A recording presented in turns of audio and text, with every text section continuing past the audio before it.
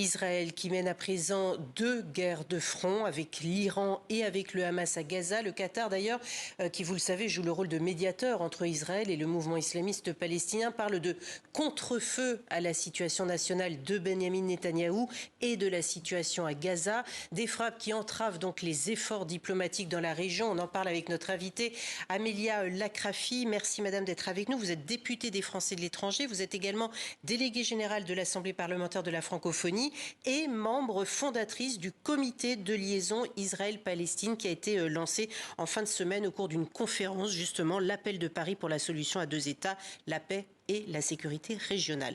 Alors, le pouvoir israélien, à la faveur de ces attaques contre l'Iran, est-ce que cela fait oublier justement la Palestine?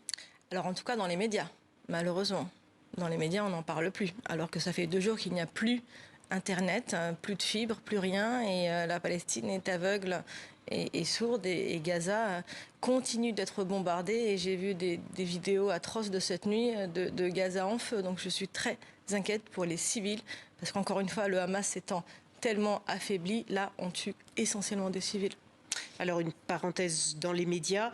Dans ce contexte également, on a entendu Emmanuel Macron qui a décidé de reporter la conférence sur la solution à des États, puisque la France co-préside cette conférence avec l'Arabie Saoudite. Elle devait se tenir entre le 17 et le 20 juin à New York. En apprenant cela, quelle a été la réaction des militants de la société civile israélienne et palestinienne que vous accueilliez hier à Paris, justement, dans le cadre de ce comité de liaison Israël-Palestine?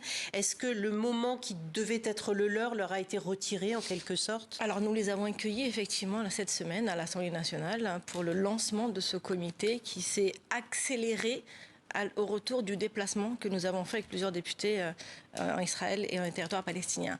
Mais c'était une envie de beaucoup de députés depuis vraiment bien longtemps. Ensuite, ceux peut-être qui l'ont regretté le plus, je crois que c'est surtout les Français. Parce que les militants israéliens et palestiniens avec qui j'ai échangé hier ont bien compris qu'un événement de la sorte le 10 juin à l'ONU, sans Mahmoud Abbas, sans le prince héritier saoudien Mohamed Ben Salman, c'est compliqué. Et compte tenu de ce qui se passe en ce moment avec ces bombardements de part et d'autre, pour eux, il est logistiquement compliqué d'aller à New York.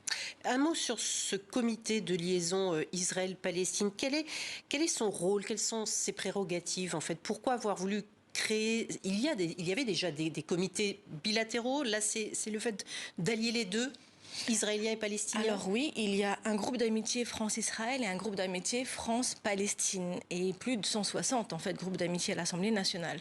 Mais on sait qu'aujourd'hui, on a du mal à se faire parler, Israéliens et Palestiniens, et par procuration, ici, les Français pro-Israël ou pro-Palestine. Et ce groupe-là est là pour les faire se parler, mettre en avant des visages, mettre en avant un sujet qui est peut-être un peu trop, comment dire, pris par l'extrême gauche, et ils n'ont pas le monopole du soutien à la création d'un État palestinien. Et on s'est dit qu'on ne pouvait pas les laisser uniquement, eux, occuper le terrain. Et surtout vraiment après ce déplacement qui a été, en tout cas pour moi, ça a été une claque. Parce que les gens que j'ai vus là-bas, israéliens et palestiniens, sont d'une grandeur d'âme que je n'ai clairement très rarement vu ici. Des gens qui ont perdu des proches, qui connaissent leur bourreau, mais qui quand même font la paix avec leur bourreau et qui veulent, avec leur bourreau, faire la paix et vivre en paix ensemble, côte à côte. Et on les a rencontrés là-bas et reçus à l'Assemblée nationale. Ils ont été reçus à l'Élysée et il y a eu cette conférence au CESE. Et vraiment, pouvoir expliquer que non, ces personnalités d'extrême gauche qui soutiennent le Hamas ont tort. Le Hamas, c'est un groupe terroriste qui a, je le rappelle, tué des Israéliens de gauche qui luttaient depuis 50 ans pour les deux États. Et là, je pense à Viviane qui est morte au kibbutz de Be'eri.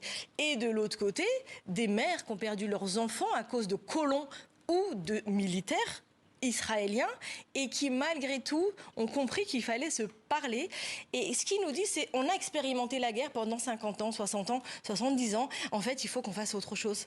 Que pensez-vous des initiatives telles que les marches qui devaient avoir lieu aujourd'hui, par exemple, qui devaient rallier Le Caire à Rafah, des marches citoyennes? Donc, est-ce que vous vous inscrivez également dans ce genre de démarche? En fait, dès lors qu'elles sont pacifistes, elles sont bonnes.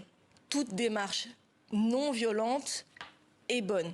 Maintenant, il faut, je pense, mettre en avant les personnalités israéliennes et palestiniennes qui œuvrent et qui œuvrent sans relâche. Et là, je pense à Iba, je pense à Ali Abouawad, je pense même à Ehud Olmert, à des gens qui œuvrent au quotidien sur des sujets concrets et avec une paix concrète. Merci beaucoup, Amélia Lacrafi, d'être venue nous parler. Donc, membre cofondatrice, vous êtes nombreuses à avoir créé ce comité de liaison Israël-Palestine à l'Assemblée nationale française. Merci beaucoup d'avoir été avec nous.